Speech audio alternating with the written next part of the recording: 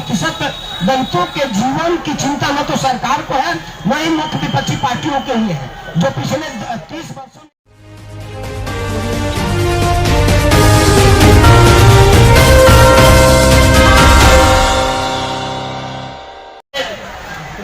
गोरखपुर के आयुक्त महोदय आ चुके हैं।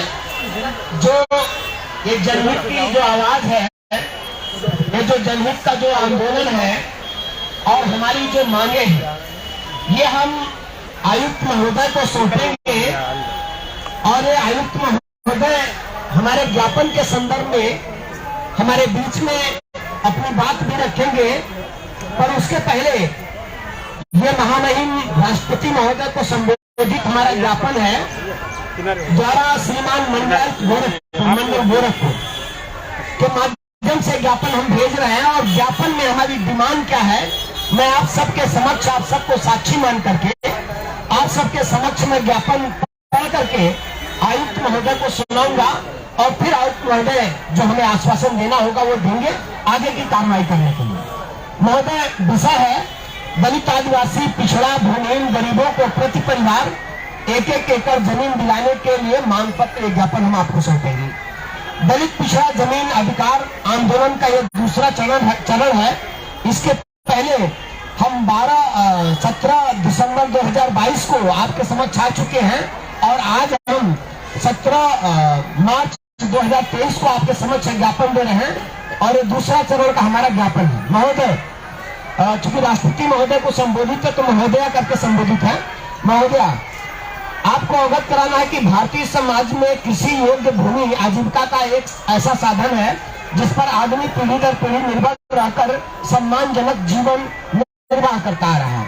यह भी सच है कि आज जहां भी पुराने जमींदारों को एवं कुछ कारपोरेट घरानों के पास सैकड़ों एकड़ भूमि है, वहीं पर लगभग 57% दलित परिवार भूमिहीन है, पिछड़ा परिवार भूमिहीन है। अर्थात इनके पास न घर बनाने की जमीन है, न खेती करने की जमीन है और न ही मवेशी पालने की जमीन है।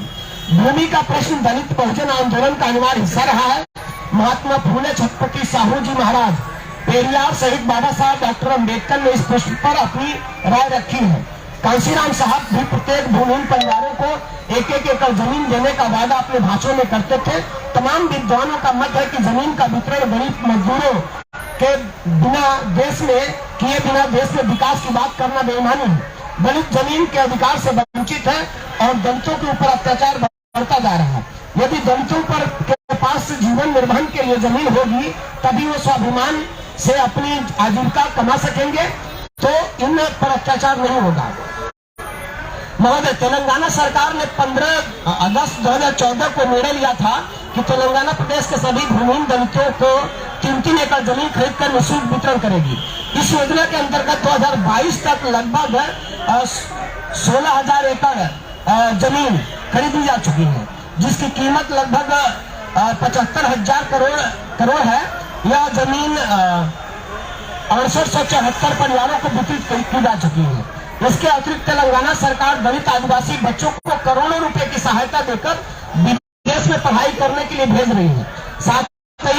साथ ही कई अन्य योजना भी इन वर्गों के उत्थान के लिए चला रही है। जब यह तेलंगाना में हो सकता है तो उत्तर प्रदेश में क्यों नहीं?